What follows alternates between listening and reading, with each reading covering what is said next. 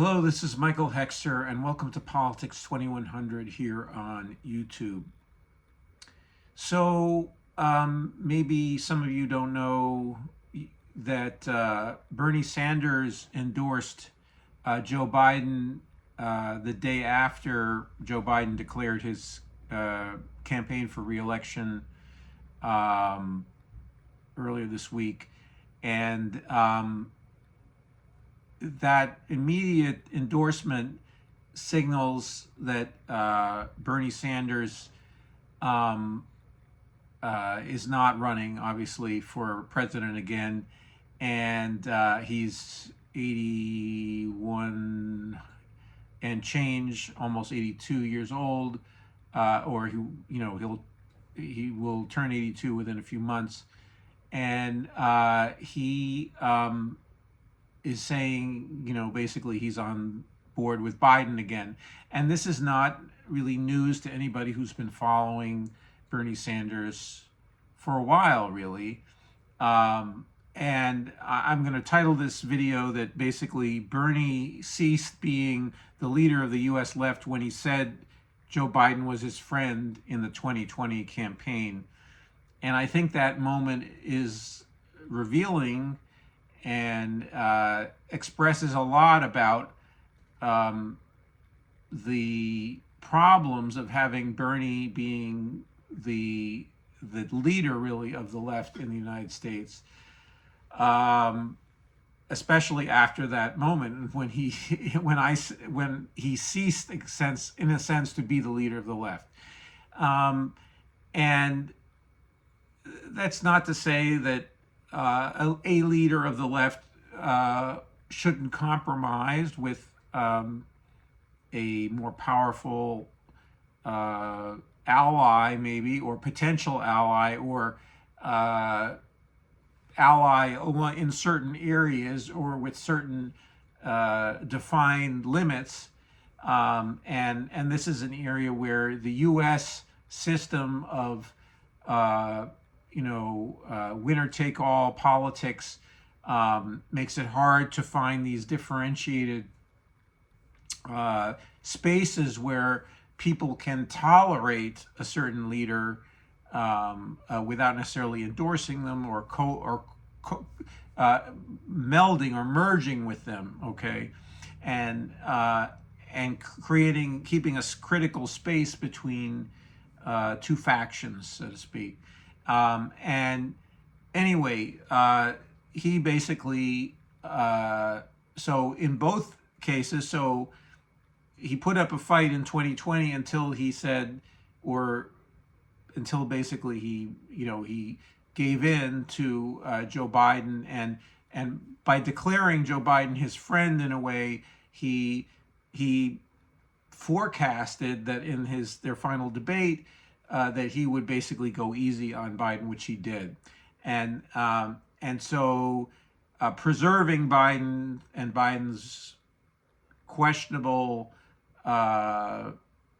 reputation, and not only reputation, but his acts throughout his political career and so forth and so on, from full exposure in that debate.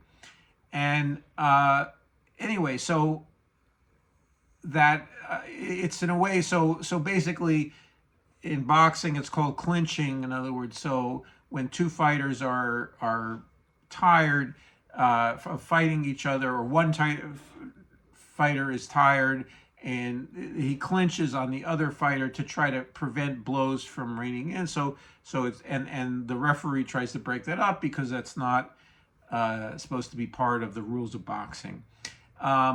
And obviously, politics is not exactly boxing, but sometimes combatants clinch, and or if not even clinch, they may not be combatants, or so much combatants that you would wish them to be. So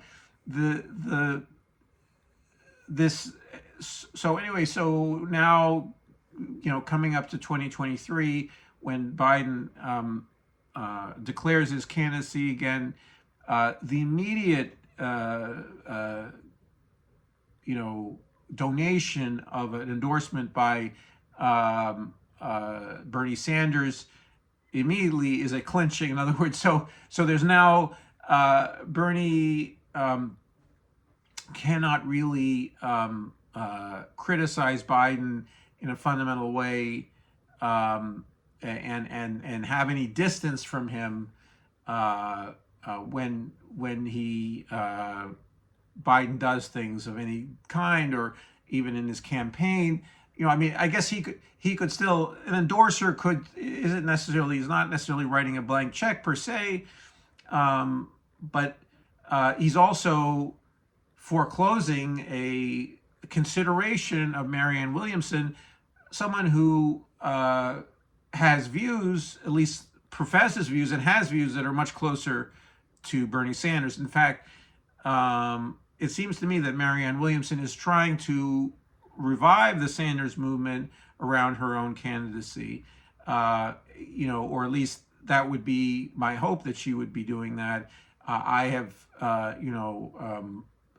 donated to her campaign personally, and I am interested in seeing if I can volunteer for her. I am not sure if she has the infrastructure and the means and the plans even to have a army of volunteers to help her at least gain some votes and have some say in maybe the platform, and maybe signal to Biden that he needs to veer left again, and try to if it turns out as we expect that he wins the primary, so forth and so on. But she might, for instance, gain momentum, more momentum, and she might be a significant challenger to him. So, it's not impossible that could happen. So, but anyway, but Bernie is saying, and this is what this particular episode is about. Bernie is saying that he is, on Team Biden in a way. And so in 2020, there were justifications in a way for, you saw an alignment of the entire Democratic ruling elite and donors and media really organizing it was really a conspiracy to, organized by Barack Obama, essentially, to intervene in the primary and get everybody to essentially clear out of the primary, so that Biden could, garner all the non-Bernie votes, and then you would, because at that point where before that happened, Bernie was leading the primaries. He wasn't absolutely crushing it, but he was. Had a very strong position, given that the non-Bernie votes were divided between different groups. So anyway, so there were these forces that were aligned, plus the pandemic. This was the time of the lockdowns and so forth and so on. So that it was a time of great fear, and there was also fear of Trump and anger at Trump and so forth and so on. This was to get Trump out of office was a critical goal, and it was and so Bernie, under obviously great pressure, and also came to support Biden. Okay, and but I think, he needn't have said, so this is going back to 2020, and this is, I'm not trying to, relitigate history per se, but it's indicative of a problem with Bernie as leader of the left, that he put a personal relationship. Apparently he is a friend of Biden's, of some, I don't know how close they are per se. But it's a strange friendship. To me, it seems like a strange friendship. But again, senators live for years with each other it's the comity, COMITY, of the the Senate, creates maybe relationships and friendships that are unlikely, and like the Ruth Bader Ginsburg going out with Alito, and was it Alito? Anyway, or Scalia. But anyway, I think it was Scalia. So, and having a social relationship with him. So, even though that's about the Supreme Court and not the Senate.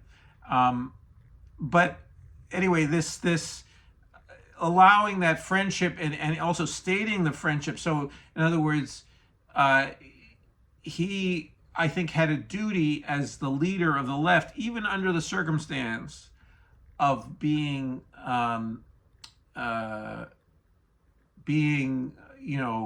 the target of a campaign, a concerted campaign by the organized forces, the billionaire class, essentially the Democratic wing of the billionaire class, plus their spokespeople in the party like Barack Obama, to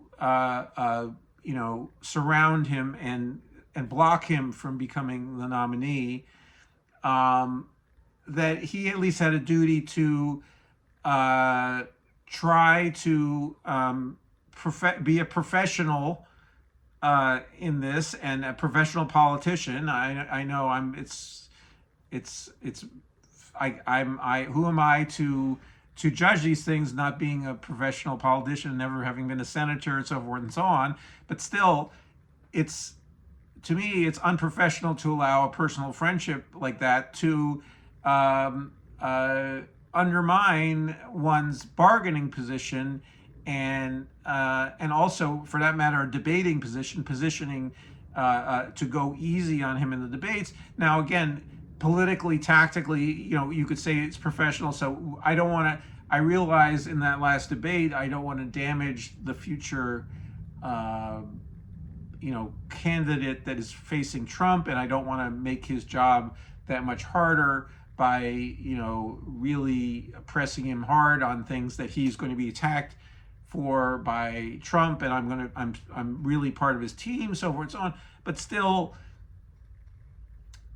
showing that you are unbiased, both to the public and also to Biden, in dealing with him, and saying, like, well, look, I represent a constituency. I represent people who disagree with your approach to politics, you, Biden, and approach to the economy, and approach to climate, and all these other things. And so I'm going to bargain for the hardest deal possible, the most, and he got some concessions. I'm not saying he didn't get concessions from Biden, but I think it could have been conducted in a more professional manner. Again, Biden is not the most professional politician at all. I mean, in his manner and so forth and so on, he's more loosey-goosey and casual, in a way that I sometimes find annoying and irritating, but and just not helpful, and not and also slimy even. But anyway, again, I'm saying this as someone who may very well be pulling the lever for Biden in 2024 in the general election. But anyway, I think that Sanders, gave up some power that way, and he gave up some of the power that was given to him by volunteers like me and other people, and his, and voter and primary voters, and so forth and so on. So, and that was his duty, was to use that power. Okay. So anyway, so I think, though, this gets to a more important or overarching issue that goes beyond this sort of personal relationship, and this, what I consider to be the mistakes of 2020, again, under extraordinary circumstances, given the pandemic, so forth and so on. So I mean, just to add one thing though to that, is that saying someone is your friend, it's like, it's just baffling, in a way of saying it's erasing some of the positioning of what you have said, and it made it in a way a little bit hollow. It hollowed out some of, in my opinion, even his earlier work where he hadn't shown this preference for Biden or whatever it is. And it could, also it could be, that the people like Barack Obama, so forth and so on, were aware of this weakness for Biden that Sanders had. So really, this was an anti-Sanders movement that was putting all eggs in the basket of Biden and getting Biden through to the general election. That they could have known that Sanders would react that way. So I mean, there was inside knowledge maybe in Washington that I didn't really know enough about the dynamics of the Senate and so forth and so on. But it's still, taking a step back to 2015, 2016, the emergence of the Bernie movement, extremely important in the left overall. It's not the only thing that's important on the left right now, but it's created a class of people who, the squad, and I mean, in combination with other events, activism, the Justice Democrats, and eventually Our Revolution, which came out of the Bernie's campaign, but so forth and so on, and brand new 365, a brand new Congress. That these efforts at grassroots funded campaigns that that refuse corporate PAC money, trying to get as much money as possible, money out of politics, or at least big money out of politics, and in local ways, and so forth and so on. So we have now a movement of people who are now at elected office, who can at least propose laws and sometimes, get some compromises through, even though they're still a minority of the Democratic caucus in the Senate or the House. But also, this movement has come to some state houses. There's the States Project. So there's a lot of ferment there that is not only due to Bernie Sanders' campaign, but certainly having this leader, or this person who we thought was a leader, wanting to start a political revolution. This was the slogan of 2016.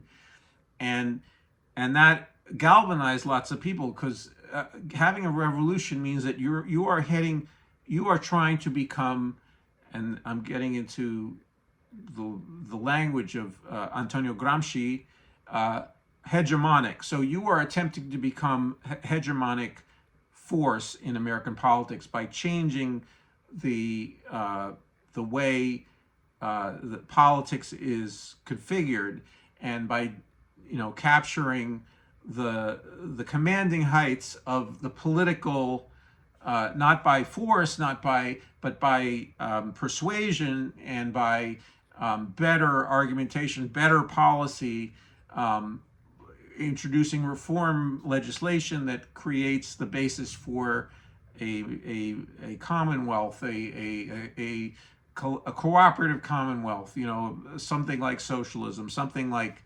or a heavily a social democracy, a strong social democracy that with cooperative features and so forth and so on, or with having balance of privately owned, worker owned, enterprises, and all, that kind of a movement, but also in the politics, capturing the commanding heights of the politics of the state, by not only by capturing the presidency, but also by bringing along slates of legislators and so forth and so on, who can then write laws that and vote on laws that change the the power dynamics in society, and also reconfigures it and makes it more sustainable, creates a circular economy. I just did an episode about that.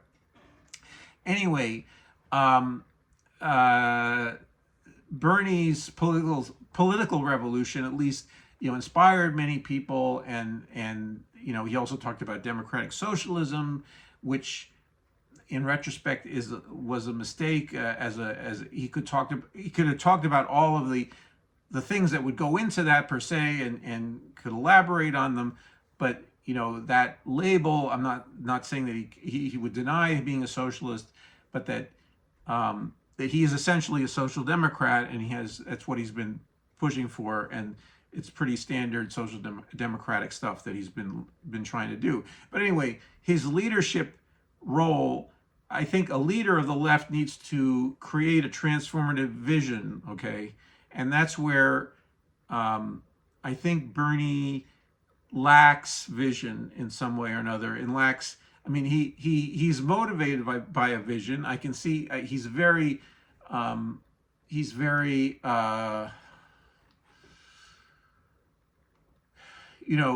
a very committed person in his way, in the way that he looks at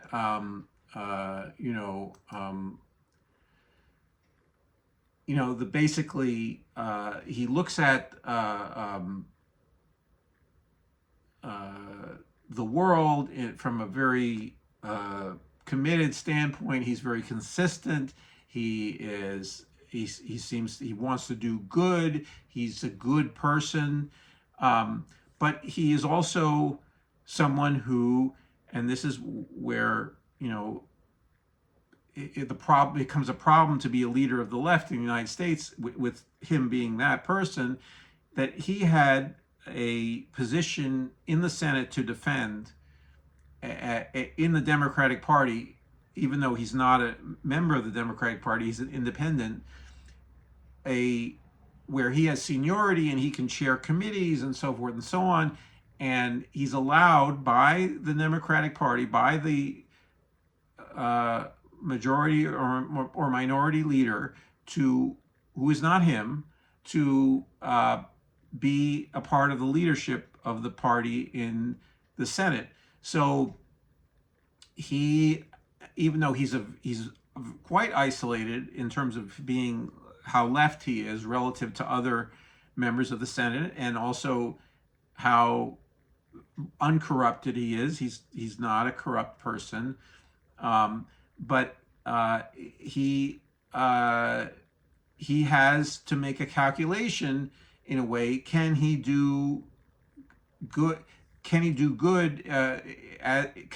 do good as a senior senator and a senior member of the leadership of the either minority or majority, the Democratic caucus in the Senate, and he made the calculation that he would like to hold on to that, basically. At least that's the way it appears to me, that he wasn't going to risk that by trying to knock off the leadership of the opposing faction. In other words, knock off, in this case, it was Biden, not only because of his friendship. I mean, his friendship, maybe interfered with that, but also I think Bernie isn't. He talks in a way in an economistic way, I think, and not enough in a, I would say, spiritual or inspired way, or a visionary way, even if you don't want to use the word spiritual, a visionary way about a society that is different, that is an American society transformed, that is about the qualitative. He talks about the quantitative things that bother people. The fact that billionaires have so much resources and we have so little, and which is good, and that needs to be a basis for this, what I'm calling a qualitative transformation. So that's part of the reason why we want the qualitative transformation, is the vast wealth inequality we have in our society, and also the predatory nature of our society. So this is actually, this is my characterization of something that Bernie could say, but so there's all kinds of predation that goes on in American society that he sort of implies, but he doesn't come out and say things like predation. I mean, you can read into predate. You can say, he's about greed, he's against greed, and so forth and so on. But greed is, it's like you can say everybody is greedy in a way. Like when I'm hungry, I'm greedy for food or something or whatever it is. So greed is a hard thing to determine what is greed. I mean, you could say, well, you could write laws that at some point or other that say, this is greedy if you have a more than 25% profit margin, or not more than 10% profit margin, whatever it is, that's greed. Okay, so you can, legislate that. So, but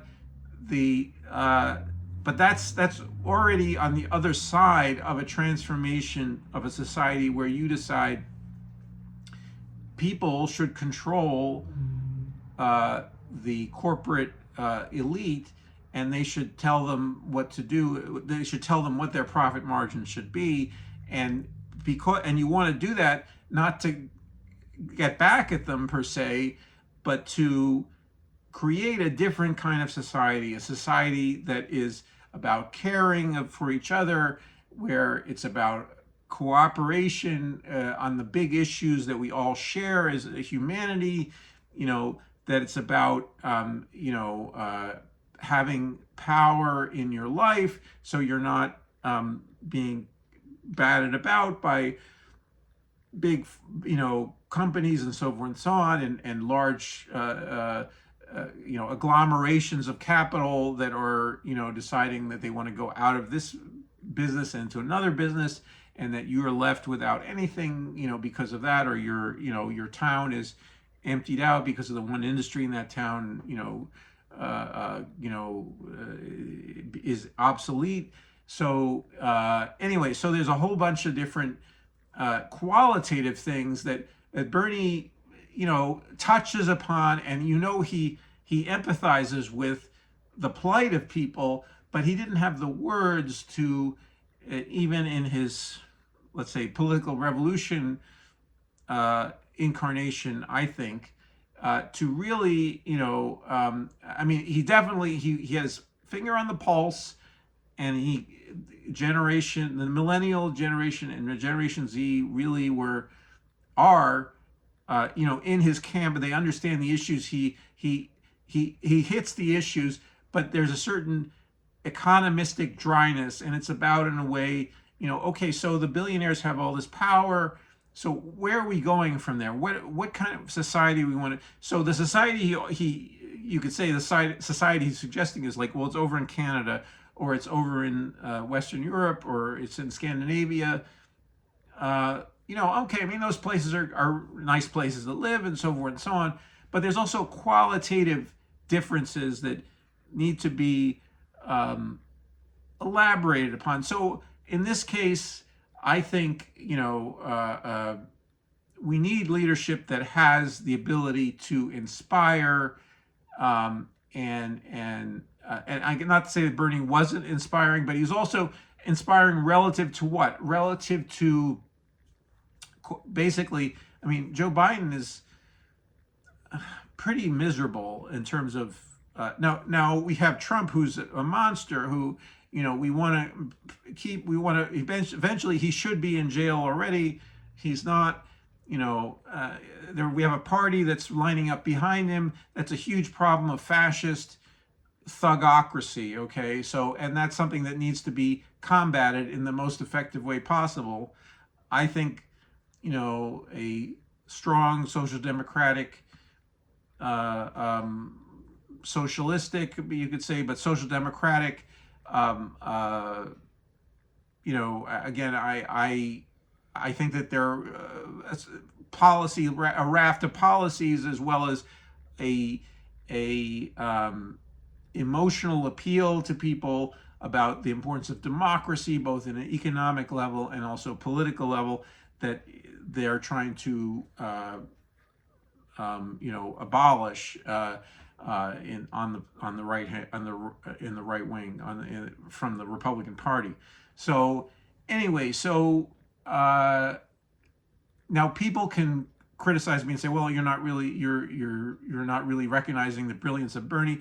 I think it's pretty clear what I'm saying is true, that he really focused on the economistic side of things, often on, which is fine. If he's writing legislation in the Senate, it's great that he's doing that, but someone who is challenging power, and this is why, we needed more radicality in a way. So being economistic is not necessarily that radical. It can be the basis of a radicality, but you need to have this alternative vision. You need to have a hegemonic program of how the culture is going to be different, how you're going to take the best of our culture, and you're going to make something that transforms into a society that's more